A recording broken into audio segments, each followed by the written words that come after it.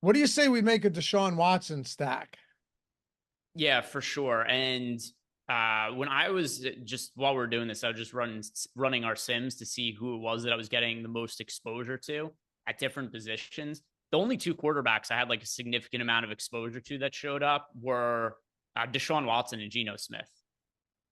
Okay. So I have a I think feeling that some of those Deshaun Watson lineups are going to end up simming out pretty well. God, we are really projecting Jack Charbonnet high this week. I get it. I don't. I mean, I do. He played every damn snap last week. So maybe it's just it's a bias because I don't think he's particularly good. But at 6K, yeah, against Skylar Thompson, I could see Yeah. it. Also, passing game work, he had 5 targets last week, caught I 5 of know. them for 31 yards. If he's going to be getting a lot of those dump offs, like He's for I don't know, sure a good play. it's a lot of work. It's a lot of work for a guy at his price point, and that's just something that's kind of hard to come by at running back. Is guys who are relatively cheap that are going to be playing a lot. Which that's where at least on DraftKings, Jordan Mason and Zach Charbonnet, they're the two cheapest guys that I feel the best about getting a big workload. Yes. The thing that sucks about Mason is he gets no passing down work at all. I think he will though. I don't. So Jordan Mason didn't get targets either of the games this year. I know. He had one target in each. That's it. One in each. Not that this is necessarily apples to apples, but when Elijah Mitchell played more in place of McCaffrey last year, what was his target share like? That actually wasn't that much different. He had a game against the Giants with 3 targets. He had a game against the Rams with 2 targets. He had a start against Washington last year. It wasn't targeted at all. So yeah, I after looking at that, I tend to agree more with you. I don't think Mason has to get the work. I don't think he has to get the passing game work. Yeah, and we'll see. One thing I saw this too.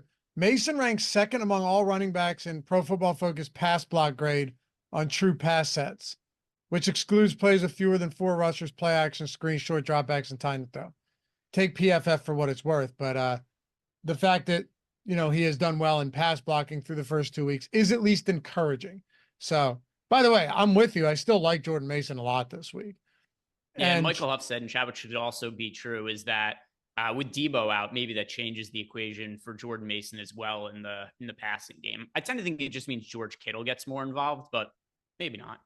I think it'll end up being more George Kittle and more like Juwan Jennings and stuff like that. Yeah, We'll see. Jennings had a big play last week as well. I remember Yeah. in like the tail end of the fourth quarter, there's maybe like 5 or 6 minutes left, and he had On the like a left side, 24 near the yard left catch. sideline. Yeah. Yeah. Let's try Watson. All right, Watson.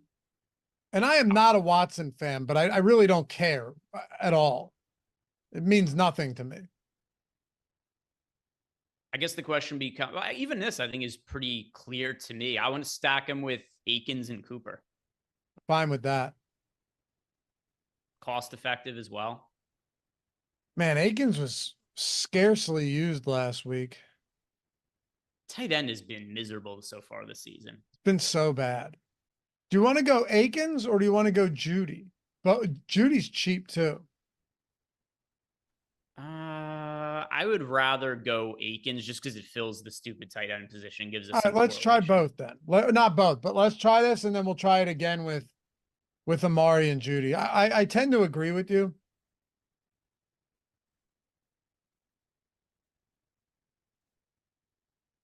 Giants, what is Neighbors' price now?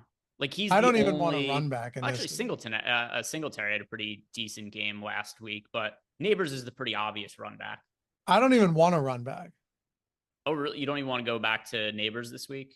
Look, he was my highest exposed player last week of any player in football, higher than Jordan Mason.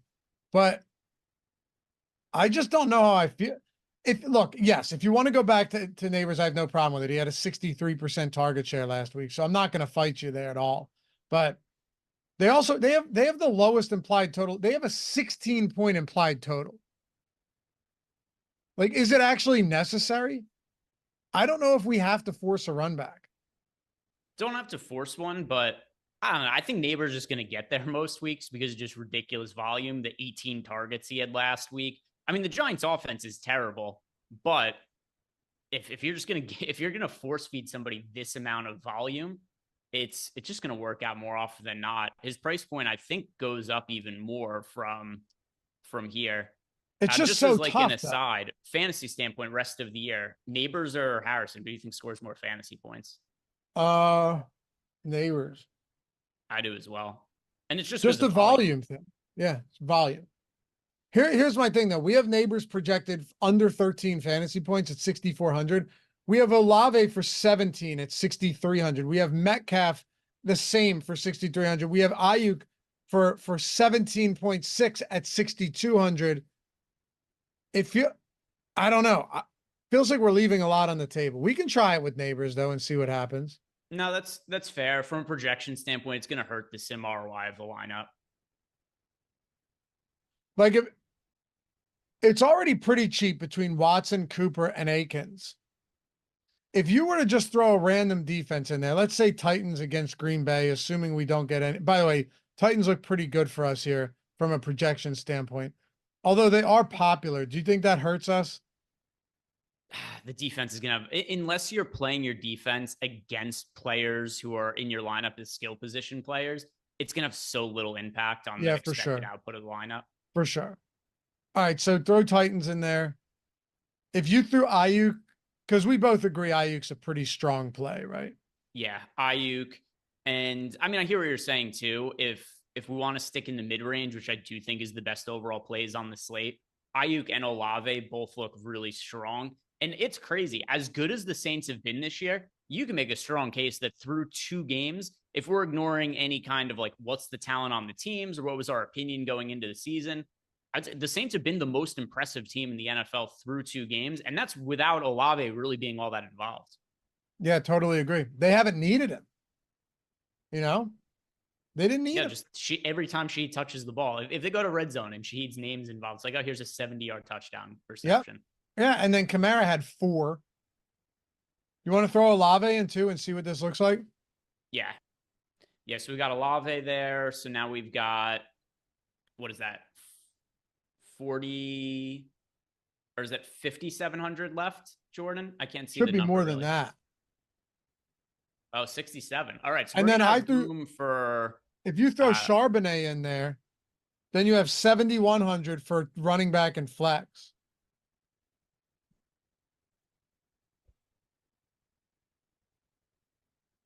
Mason.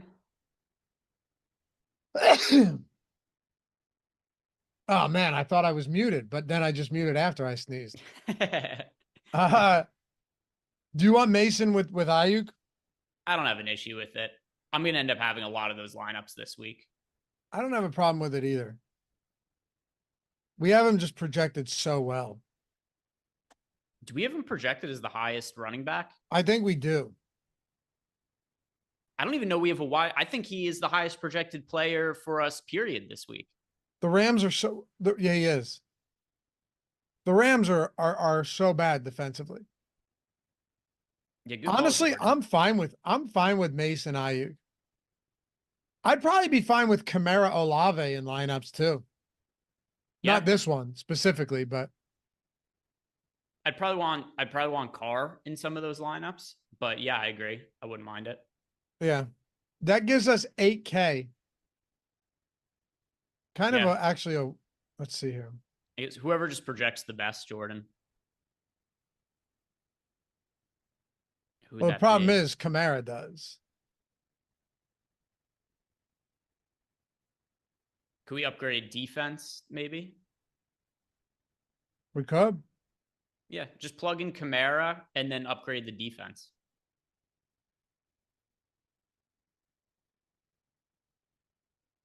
So we have Kamara, Olave, and Mason Ayuk. It'll be interesting to see what this looks like. I know it's not 3,200 a deep. necessarily like the highest like there's some negative correlation there, but I just think the concentrated workloads that those players are going to have, it kind of offsets it. Well, the one thing that is a little crazy to me about Kamara is nobody projected him well last week. He was like 3% owned. By the way, the sim ROI is crazy on this lineup. 203. Wow. Yeah. Now Kamara's just going to be projected crazy well. Nothing's materially changed about him last week versus this week, other than he just scored a bunch of touchdowns last week. Absolutely. Yeah. And also Philly clearly can't stop the run. That would be another thing. Philly cannot seal off the edges. They can't stop the run inside. It's been really bad. Yeah, it's been grim times for your Eagles. Here's one thing I would add about this lineup. Here's a way you could for sure make it make more sense in lineups that are going to have Kamara and Olave in it, even if they don't have Carr. Maybe putting Smith into some of those lineups. Because I like Devontae Smith this week at $6,900 with AJ Brown out again. You like him against the Saints? Who else is going to be? I mean, Britton Covey looked pretty decent on Monday, but I don't know. Is he going to be like reliably the second go-to? No. And they won't use him downfield for anything. Everything was basically at the line of scrimmage for him. For sure. Who did you want to swap out? Oh, I was just saying that we don't have to do it in this particular lineup, but like in general, if you guys are hand building a lineup that has Olave and Kamara, and you're like, there's no there's a little bit of negative correlation there, I would say just plug in Devonta Smith, and then you're getting more of a true game stack. Okay. I see what you're saying. I like that. It doesn't have to be in this lineup, just like general. But just like kind of a full secondary stack. Yeah.